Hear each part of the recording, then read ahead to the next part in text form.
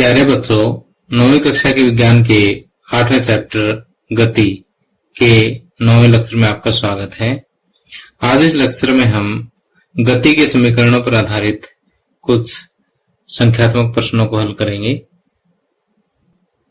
तो इससे पिछले लेक्चर्स में हमने पढ़ा था कि यदि कोई वस्तु एक समान त्वरण के साथ गतिमान है, यानी उनका किसी गतिमान वस्तु का त्वरण a है और उसका आरंभिक वेग u है, अंतिम वेग v है और आरंभिक बिंदु से अंतिम बिंदु तक जाने में यदि वस्तु को t समय लगता है और उसका विस्थापन s है, तो इसके लिए हमने तीन मुख्य समीकरण लिखे थे और वो समीकरण जो है क्या थे, एक समान गतिमान वस्तु के समीकरण थे। तो आइए मैं आपको एक बार फिर से रिवाइज करवा देता हूँ कि वो समीकरण कौन कौन से हैं। यहाँ पर पहला जो समीकरण है वो v बराबर u प्लस at है। दूसरा समीकरण s बराबर ut plus half at square है और तीसरा समीकरण जो है v square minus u square is equal to 2as। तो इन्हीं समीकरणों का प्रयोग करते हुए कुछ संख्यात्मक प्रश्न हमने 8वें लेक्चर में सोल्व कर लिए थे। और क्योंकि ये जो संख्यात्मक प्रश्न है बहुत ही इंपॉर्टेंट है, एग्जामिनेशन पॉइंट ऑफ व्यू से भी इंपॉर्टेंट है और जब आप 11th क्लास में होंगे तब भी आपको इसी टाइप के और यही न्यूमेरिकल्स जो है आपको करने होंगे। तो क्यों इनकी इंपॉर्टेंस को देखते हुए मैं आपको ये जो आपके एनसीईआरटी बुक्स के लगभग क्वेश्चन जो है मैं आपको यही कवर करवाऊंगा। तो आइए शुरुआत करते हैं। यहाँ फर्स्ट क्वेश्चन देखिए, कहता है कोई बस विराम अवस्था से चलना प्रारंभ करती है। विराम अवस्था से चलना प्रारंभ करती है, इसका मतलब उसका आरंभिक वेग जो है वो कितना है, 0 है। यानी शुरू में विराम अवस्था में है, यानी आरंभिक वेग उसका 0 है।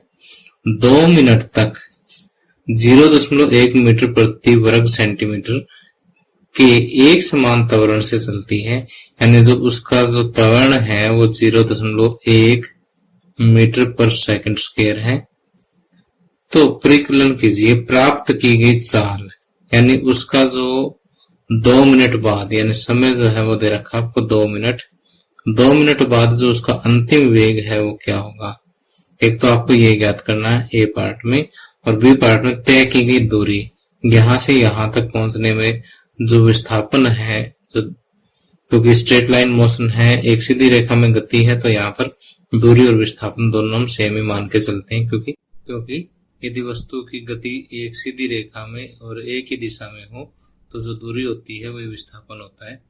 तो अब देखिए आगे यहाँ पर आपको क्या दे दिया, u दे दिया आपको, v आपको फाइंड आउट करना है, a आपके पास है 0.1 मीटर पर सेकंड स्क्वायर और t है आपके पास कितना, 2 मिनट।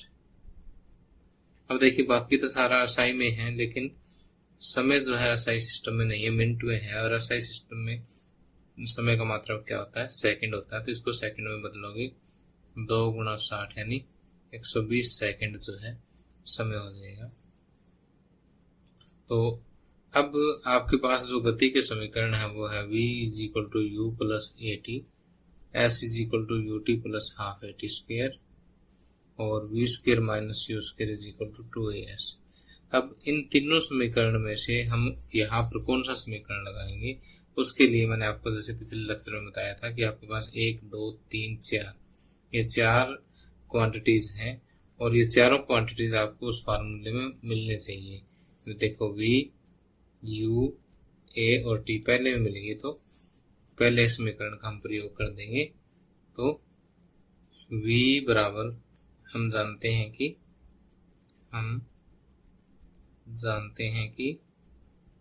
v बराबर u प्लस at और u कितना 0, a 0.1 और t कितना है 120, तो ये आ जाएगा 12। और v क्या है, वेग की इकाई क्या आता है, मीटर पर सेकंड, वेग का मात्रक मीटर पर सेकंड है। अब कहता है कि तय की गई दूरी यानी s आपको फाइंड आउट करना है, यानी ये a पार्ट हो गया, और b पार्ट में आपको s फाइंड आउट करना है। तो s के लिए देखिए सेकंड फार्मूला अगर हम देखें तो एस है हमारे पास, यू की वैल्यू भी है, टी भी है, ए भी है, तो ये सेकंड फार्मूला लगा दो बस। तो वही लगाओगे, हम जानते हैं कि एस बराबर you t plus half a T square, और यू कितना 0, टी 120 प्लस 1/2, ए 0.1, टी स्क्वेयर यानी 120 का स्क्वेयर। चलिए आ जाएगा कम, मतलब ऊपर लिख देता है 120 का स्क्वेयर। 0 गुणा 120 ये तो हो गया 0, ठीक। 0 गुणा 120 कितना हो गया 0, प्लस 1/2 गुणा 0.1, 12 का स्क्वायर हो गया 144, और 1 0 है तो आगे 2 0 लग जाएंगे, ठीक। और इसको मैं कट करूंगा तो 2 7 14, 2 दूनी 4, 7200। तो यहां से देखिए कि 0.1 से अगर इसको गुणा करेंगे तो ये कितना आ जाएगा 720, और विस्थापन है या दूरी और विस्थापन का जो मात्रक होता है वो SI में क्या होता है, मीटर होता है। तो 720 मीटर इसका आंसर आ जाएगा। अब आगे सेकंड क्वेश्चन। ये जो क्वेश्चन मैं आपको करवा रहा हूँ ये सारे आपके एनसीईआरटी बुक में दिए हुए हैं, तो अनसोल्व है इसलिए मैं सोल्व करवा रहा हूँ। कहता है कि कोई रेलगाड़ी 90 किलोमीटर प्रति घंटा की चाल से चल रही है। ब्रेक लगाए जाने पर वह -0.5 मीटर प्रति सेकंड स्क्वायर का एक समान त्वरण उत्पन्न करती है। रेलगाड़ी विराम अवस्था में आने से पहले कितनी दूरी तय करेगी। कि देखिए रेलगाड़ी जो है शुरू में 90 किलोमीटर प्रति घंटा की चाल से चल रही है, 90 किलोमीटर प्रति घंटा की चाल से चल रही है, यानी ये जो शुरू में जो इसका वेग दे रखा है वो क्या है, इसका आरंभिक वेग है। फिर इस पे ब्रेक लगा दिए, ब्रेक लगा दिए तो इसकी जो वेग है वो कम होगी, वेग कम होगा तो इसका त्वरण जो है वो क्या होगा, ऋणात्मक होगा, नेगेटिव होगा। 0.5 मीटर पर सेकंड स्क्वायर इसमें त्वरण आ गया। और कहता है कि विराम अवस्था में आने से पहले, यानी आगे गाड़ी जो विराम अवस्था में आ जाएगी, यानी फाइनली जाकर के वो रुक जाएगी, ठीक। तो फाइनली रुकती है तो अंतिम वेग जो उसका क्या होगा, 0 होगा। कहता कितनी दूर चलेगी, यानी यहां से यहां तक उसने दूरी कितनी तय की, इसका स्ट्रेट लाइन में दूरी यानी विस्थापन जो है वो कितना है वो आपने बताना है। तो देखिए आपके पास जो है u है 90 किलोमीटर प्रति घंटा, v है 0 क्योंकि फाइनली बॉडी रुक जाती है, और a है -0.5 मीटर प्रति सेकंड स्क्वायर, और t आपके पास नहीं है, क्या है, s आपसे पूछा गया है।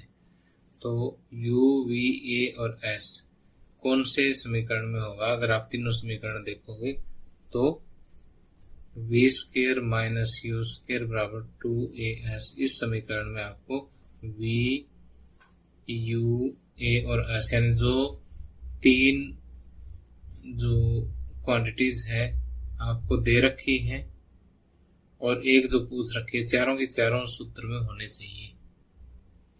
तो v देखिए कितना है 0, तो 0 का स्क्वायर माइनस u, देखो एक गलती कर दी ना यहाँ पर, जो u है वो किलोमीटर प्रति घंटा में है, लेकिन सॉल्यूशन से पहले इसको SI में चेंज करेंगे यानी मीटर पर सेकंड में चेंज करेंगे। तो 90 गुणा किलोमीटर प्रति घंटा को मीटर प्रति सेकंड में बदलने के लिए इसको शॉर्टकट है कि 5 और 18 से गुणा करेंगे। तो 18 5 90, 5 5 25 मीटर पर सेकंड। तो जो आरंभिक वेग है वो 25 मीटर पर सेकंड का है, तो 25 का स्क्वायर कर दो बराबर 2। a कितना है -0.5 और s आपको ज्ञात करना है, ठीक। तो 0 का स्क्वायर तो क्या हो गया 0 ही हो गया, 25 का हो जाएगा 625, बराबर का निशान आ जाएगा, और -5 तो ये -0.5 दूनी माइनस का 1.0 हो जाएगा, गुणा में s। ठीक, तो माइनस से माइनस कैंसिल हो जाएगा, तो s बराबर आ जाएगा 625 और s का मात्रक क्या होगा, मीटर। तो यहां से हम कह सकते हैं कि रेलगाड़ी विराम अवस्था में आने से पहले 625 मीटर की दूरी तय करेगी। इसलिए रेलगाड़ी विराम अवस्था में आने से पहले 625 मीटर की दूरी तय करेगी।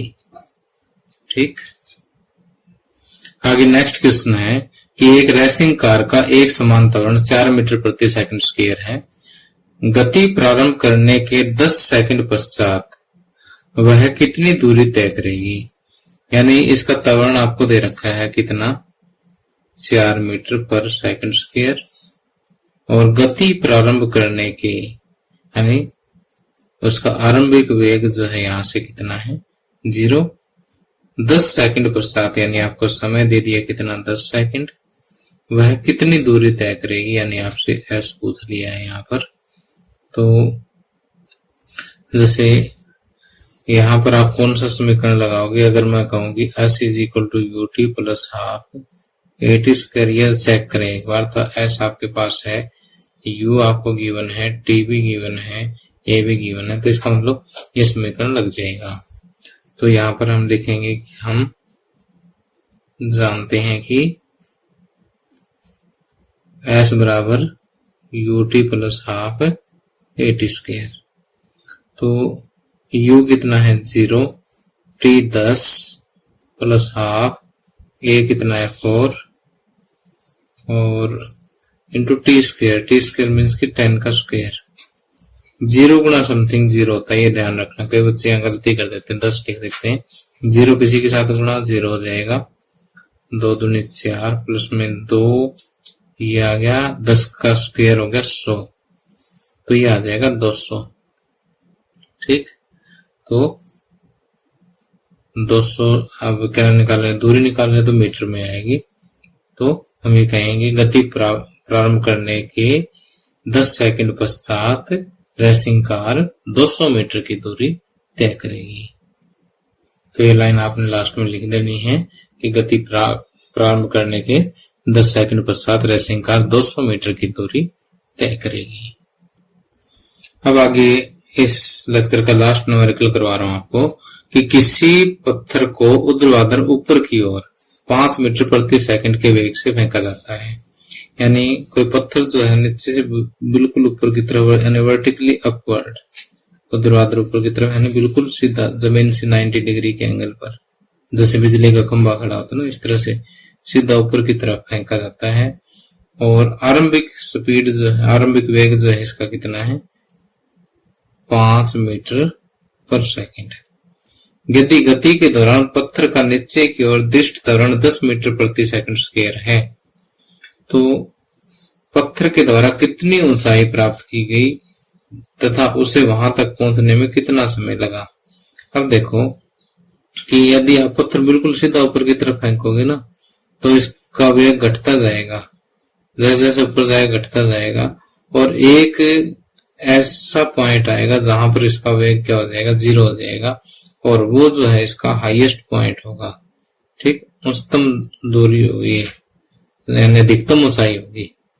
ठीक, और उस जगह पर इसका वेग क्या होगा, 0। यानी कोई भी पत्थर आप सीधा ऊपर की तरफ फेंको, सबसे ऊपर यानी अधिकतम ऊंचाई पर जाकर के उसका वेग क्या हो जाएगा, 0 हो जाएगा, फिर ये वापस नीचे की तरफ आएगा। अब ये कहता है कि कितनी ऊंचाई, यानी यहां से यहां तक की आपकी जो ऊंचाई है या दूरी है ये आपसे पूछी गई है। ठीक, और कहते हैं यहां से यहां तक जाने में समय कितना लगा वो भी आपसे पूछा गया है। और आपको दिष्ट मतलब फिक्स त्वरण जो है वो 10 मीटर प्रति सेकंड स्क्वायर दे रखा है। अगर ये ना भी दे रखा हो तो 9.8 मीटर प्रति सेकंड स्क्वायर लेना आपने। अब देखो कि वस्तु का वेग जो है वो घट रहा है ऊपर की तरफ, तो जो त्वरण होगा वो माइनस में लिया जाएगा। याद रखना इस बात को कि यदि वस्तु का वेग बढ़ रहा हो प्रति सेकंड तो हम त्वरण लेते हैं धनात्मक, एक्सीलरेशन लेते हैं पॉजिटिव। ठीक, और यदि वस्तु का वेग घट रहा हो तो त्वरण लेते हैं नेगेटिव। ठीक, तो और आपको क्या दे रखा है, इनिशियल स्पीड दे रखी है 5 मीटर पर सेकंड, फाइनल वेलोसिटी दे रखी है 0। ठीक, अब सारा एसआई में है तो और कोई आपको बदलने की जरूरत नहीं है। अब आपसे एस पूछा गया है क्या है, तो s is equal to u t plus half a t square नहीं लग पाएगा क्योंकि टी नहीं है अपने पास यहाँ पर, तो v square minus u square is equal to ऐसे लग जाएगा। तो हम जानते हैं कि v square minus u square is equal to क्या होता है, 2as होता है, और v कितना है 0, 0 का स्क्वायर माइनस u कितना है 5, 5 का square is equal to 2a minus 10, और s आपको निकालना है। जो चीज फाइंड आउट करनी है उसको ऐसा कैसे रख दो, 0 का स्क्वायर 0 ही हो गया, 5 का स्क्वायर 25 बराबर माइनस 10 दूनी 20s। तो यहाँ से आपके पास ऐसा आ जाएगा माइनस 25 बटे माइनस 20, माइनस से माइनस कैंसिल, और ये आ जाएगा 5 बटे 4। ठीक, 5 पे कट जाएगा 500 के 20, 5 25। ठीक, तो 5 बटे 4 मीटर का मतलब है 1.25 मीटर। ठीक, अब आपको समय निकालना है कि इसको अधिकतम ऊंचाई तक जाने में, यहां से यहां तक जाने में कितना समय लगा। तो अब आपको टी और फाइंड आउट करना है। तो टी के लिए तो आप simple v is equal to u plus a t लगा दो, उसी से काम चल जाएगा, v is equal to u plus a t. v आपके पास है, u आपके पास है, a भी आपके पास है, t निकल जाएगा।